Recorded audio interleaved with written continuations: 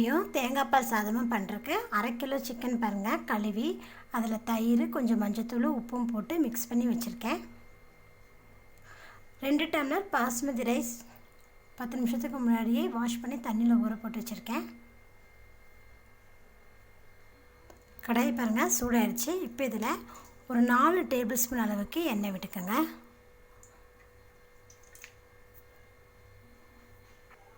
எண்ணெய் சூடாகிடுச்சு. இப்போ இதில் 4 பட்டை 2 ஏலக்காய் 3 கிராம்பு ஆட் பண்ணிக்கலாம். நல்லா பொரியட்டும். ஃப்ளேம் வந்து மீடியம் ஃப்ளேமில் வச்சுக்கோங்க. மணத்துக்கு ஒரு 4-5 கருவேப்பிலை,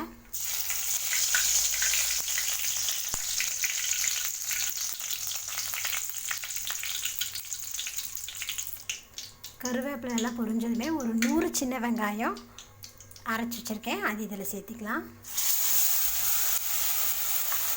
சேர்த்துட்டு இதை நல்லா மிக்ஸ் பண்ணி விடுங்க.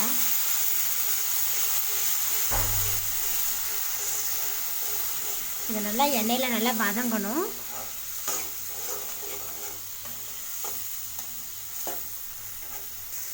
வெங்காயத்தோட கலர் பாருங்கள் சேஞ்ச் ஆகி வெங்காயம் நல்லா வதங்கிருச்சு. இந்த அளவுக்கு நல்லா வெங்காயம் வதங்கினதுக்கப்புறம் இதில் நம்ம ஒரு 2 டேபிள் ஸ்பூன் அளவுக்கு இஞ்சி பூண்டு பேஸ்ட் ஆட் பண்ணிக்கலாம். இஞ்சி பூண்டு சேர்த்துனாமே இதோட பச்சை வாசம் போகிற அளவுக்கு நல்லா வதக்கி விட்டுருங்க.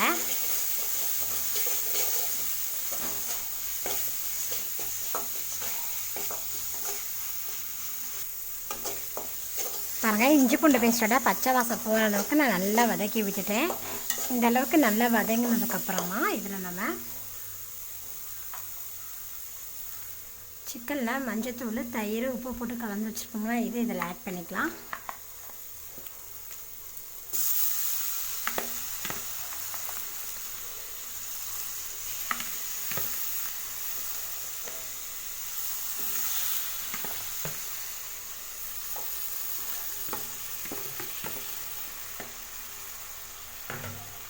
இப்போ இதை நல்லா மிக்ஸ் பண்ணி ஒரு நிமிஷம் நல்லா இதை வதக்கி விட்டுடலாம்.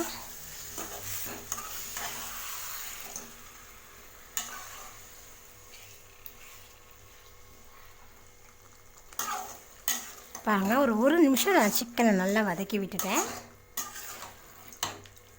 இப்போ இதில் நம்ம மசாலா பொடிகளை ஆட் பண்ணிக்கலாம். ஒரு 2 டேபிள் ஸ்பூன் மல்லித்தூள்,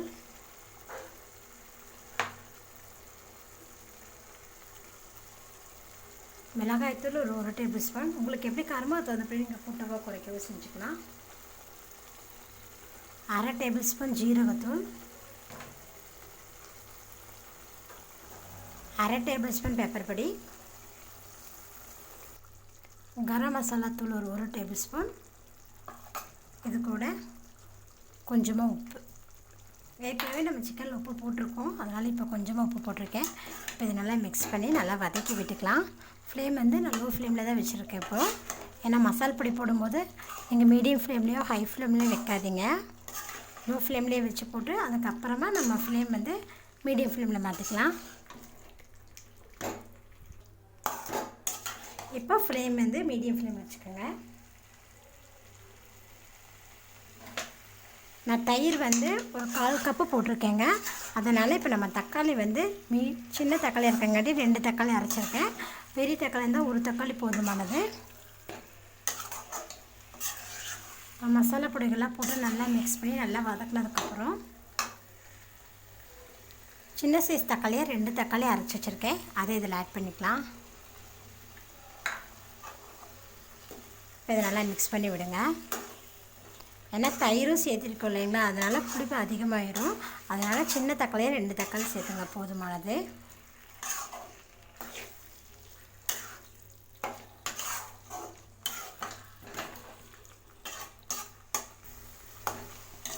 தக்காளி பேஸ்ட்டு பாருங்கள் நல்லா வதங்கிருச்சு.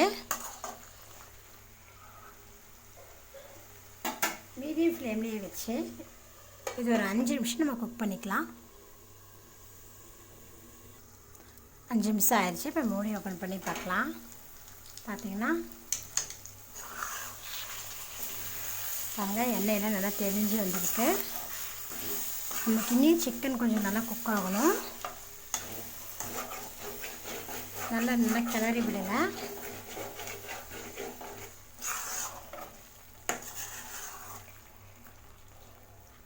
இப்போ இதில் நம்ம ஒரு கப்பு போல் தேங்காய் பால் ஆட் பண்ணிக்கலாம்.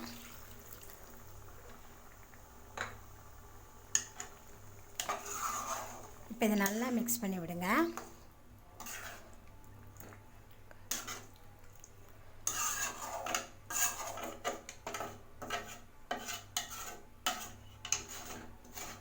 சுற்றி வர இருக்கிறதெல்லாம் எடுத்து விட்டு நல்லா மிக்ஸ் பண்ணி விடுங்க.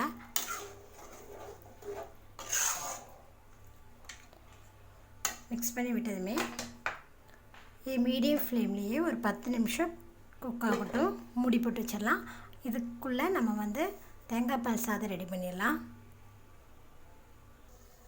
குக்கர் பாருங்கள் சூடாயிடுச்சு. இப்போ இதில் ஒரு 3 டேபிள் ஸ்பூன் அளவுக்கு எண்ணெய் விட்டுக்கோங்க. எண்ணெய் பாருங்கள் சூடாயிடுச்சு. இப்போ இதில் ஒரு 4 பட்டை, 2 கிராம்பு, 2 ஏலக்காய் ஆட் பண்ணிக்கலாம். இதை பொரியட்டும்.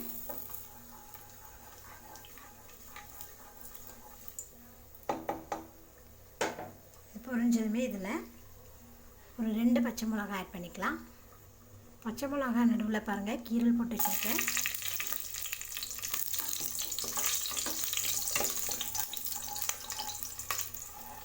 பச்சை மிளகாய் பாருங்கள் நல்லா பொரிஞ்சிருச்சு. இப்போ இது கூட நம்ம ஒரு பெரிய வெங்காயத்தை இந்த மாதிரி பெருசாக நீளமாக கட் பண்ணி வச்சுருக்கேன். இதில் சேர்த்துக்கலாம். சேர்த்துட்டு இதை லேசாக வதக்கி விடுங்க.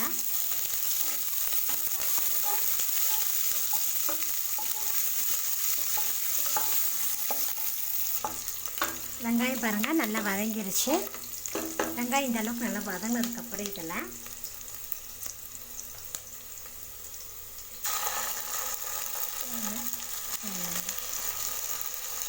ஒரு 3 டேபிள் ஸ்பூன் அளவுக்கு இஞ்சி பூண்டு பேஸ்ட் ஆட் பண்ணியிருக்கேன். இதோட பச்சை வாசம் போகிற அளவுக்கு நல்லா வதக்கி விட்டுக்கலாம். இஞ்சி பூண்டு பேஸ்ட்டோட பச்சை வாசம் போகிற அளவுக்கு நான் நல்லா வதக்கி விட்டுட்டேன். இப்போ இதில் நம்ம ஒரு கைப்பிடி அளவு புதினா தழைகள் எடுத்துக்காங்க. அதோடவே ஒரு கைப்பிடி அளவு கொத்தமல்லி தழை. இப்போ இதையும் நல்லா வதக்கி விட்டுருங்க. ஃப்ளேம் லோ ஃப்ளேம்லேயே வச்சு வதக்கி விடுங்க. புதினாவும் கொத்தமல்லி தழையும் நல்லா வதங்கிடுச்சு. இப்போ இது கூட நம்ம ஒரு பெரிய சைஸ் தக்காளியை பொடியாக கட் பண்ணி வச்சுருக்கேன். அதையும் இதில் சேர்த்துக்கலாம். சேர்த்துட்டு தக்காளி நல்லா வதக்கி விடுங்க. தக்காளி வதங்கிறதுக்கு இது கூட நம்ம கொஞ்சமாக உப்பு ஆட் பண்ணிக்கலாம்.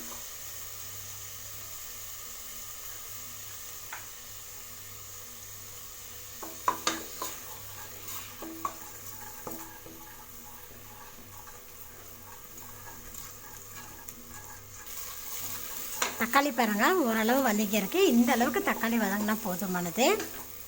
இப்போ இது கூட நம்ம தேங்காய் பால் ஆட் பண்ணியிருக்கலாம்.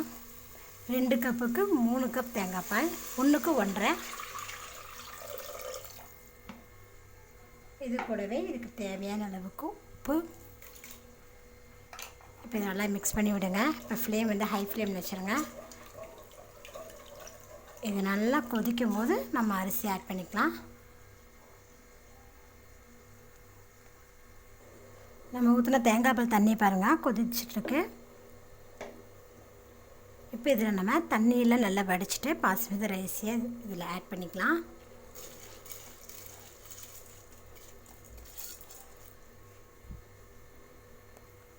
அரிசியை போட்டதும் இதை நல்லா மிக்ஸ் பண்ணி விட்டுக்கலாம் ஒரு டைம்.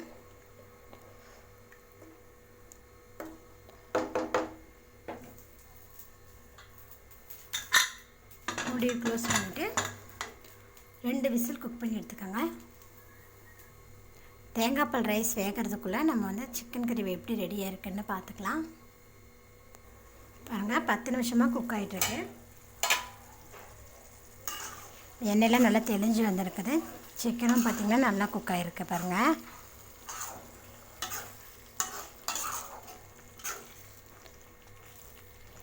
இது லோ ஃப்ளேம்லேயே வச்சு ஓப்பன்லேயே ஒரு 5 நிமிஷம் நம்ம குக் பண்ணிக்கலாம். சிக்கன் கிரேவி பாருங்கள் நல்லா ரெடி ஆயிடுச்சு. எண்ணெயெல்லாம் தெளிஞ்சு நல்லா மேலே வந்துருக்கு பாருங்கள். இந்த ஸ்டேஜில் இதில் நான் இருக்கிற கொத்தமல்லி தழைகளை கொஞ்சமாக தூவிடலாம். அவ்வளோதான். இப்போ நம்ம ஸ்டவ் ஆஃப் பண்ணிடலாம். பாருங்கள் 2 விசில் வந்ததும் ஆஃப் பண்ணிட்டேன். மூடி ஓப்பன் பண்ணி பார்க்கலாம். பாருங்கள் தேங்காய் பால் சாதம் நல்லா சூப்பராக வந்திருக்கு. இப்போ இதில் நம்ம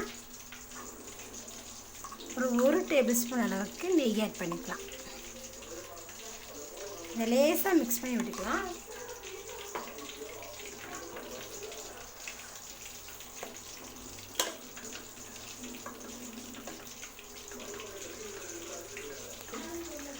அரிசி பார்த்திங்கன்னா நல்லா குழையாமல் நல்லா சூப்பராக வந்திருக்கு பாருங்கள். பாருங்கள் சூப்பரான தேங்காய் பால் சாதமும் சிக்கன் கிரேவியும் ரெடி ஆயிடுச்சு. நீங்களும் இது போல் செஞ்சு பாருங்கள். செஞ்சு பார்த்துட்டு உங்கள் கமெண்ட்டை சொல்லுங்கள். என்னோட இந்த வீடியோ பிடிச்சா லைக் பண்ணுங்கள். மறக்காமல் ஆமினா சமைச்சா சப்ஸ்கிரைப் பண்ணுங்கள். நன்றி.